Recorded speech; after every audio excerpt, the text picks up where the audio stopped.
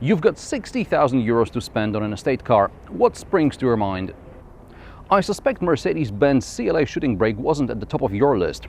Okay, so the prices start at around 30,000 euros, but add a few options and bam, you've got 60 grand.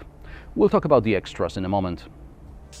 Shooting brake is a term car makers coined to describe a four-door coupe estate. If I use that full name, you'd probably think I'm talking about the work of a drunk mechanic trying to turn a bus stop into a car. But shooting brake sounds very upmarket, even if the term originates from a horse cart used to transport hunters and their gear. CLA Shooting Brake is yet another Merc based on the successful 2012 A-Class. The range also includes a four-door coupe, CLA, and a crossover, GLA. The CLA is, in my opinion, one of the best-looking cars of this decade, and also the CLA Shooting Brake makes me think of stuff that is X-rated. I assume one buys a station wagon for the boot. This one offers 495 liters of space, which is not much more than the sedan, but fold the back seats and you get a lot more space. The problem is that access to the boot is limited by the narrow opening and high sill. Under the boot floor, there is some storage and a tire repair kit. In the sedan and in the hatchback, I complained about the headroom. Here, the situation is better and two adults should fit comfortably even on longer journeys. Two, not three, even though this is a three-person bench. And check this out. Frameless windows, like in a proper coupe. The dashboard looks the same, like in the A-Class, like in the regular CLA, like in the GLA. I like the way it looks, I like the design, I like the round air vents, I like this carbon bit for God knows how much. I like the classic dials. What I don't like is that the bottom of the center console moves when I hit it with my knee. It's something I could turn a blind eye to in a city hatchback, but not in a 60,000 euro car. Speaking of the price, what's so expensive on the options list?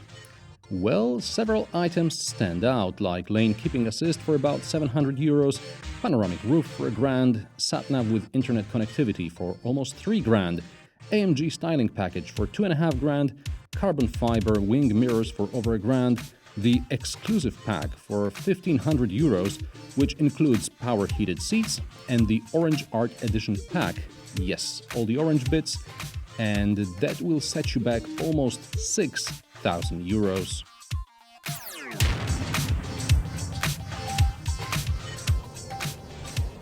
The CLA with this sort of options looks like it's powered by at least a 3-liter 300 horsepower engine, but instead of 3 liters and 300 horsepower, under the bonnet here we have a 1.6 turbocharged petrol engine coughing up 156 horsepower. That's good for 0 to 100 kilometers per hour time of below 9 seconds. So nothing to write home about, really. The sound. The sound is uninspiring, I would say. And the gearbox. Come on. It's still too slow, and the gear ratios are rather long, so it's a 50% chance whether you're gonna get the downshift you want or not. The Merc may look like a 60 grand car, but it drives like most hatchbacks, at least when you're doing sort of civilized speeds. I think this car would be so much better with a manual. That's good news because it'll save you a lot of money.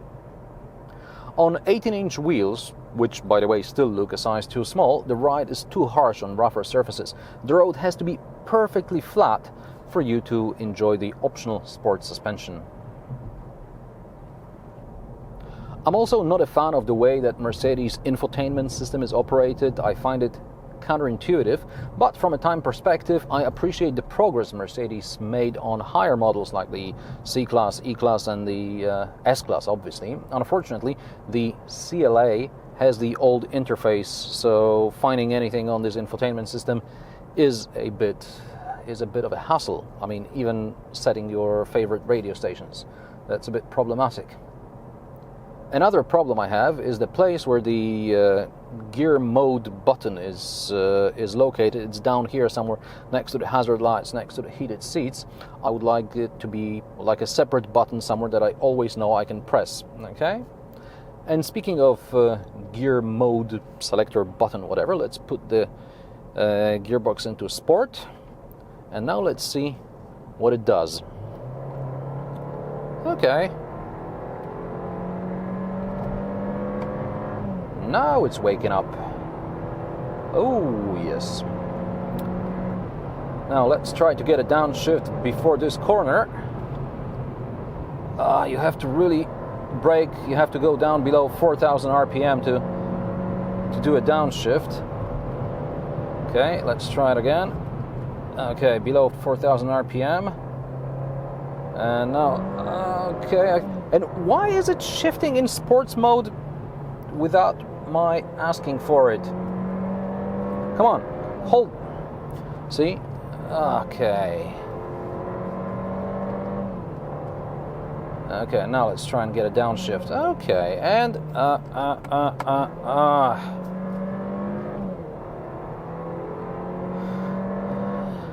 but it does corner nicely.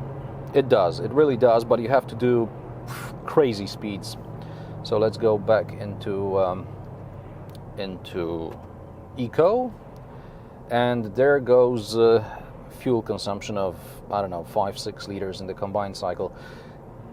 It will do substantially more than the manufacturer promises, unfortunately. But, you know, that's the problem with Mercs.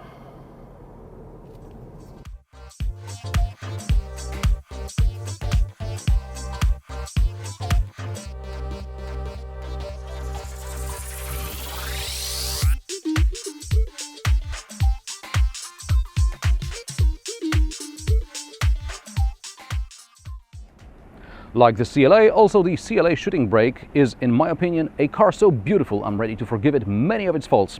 However, at 60 grand, it makes the 70 grand C-Class sound like a bargain of the century. Watch more of my reviews and subscribe to my channel. New episodes every Friday. Comment, rate and share my videos. Thanks for watching, and I'll see you next time.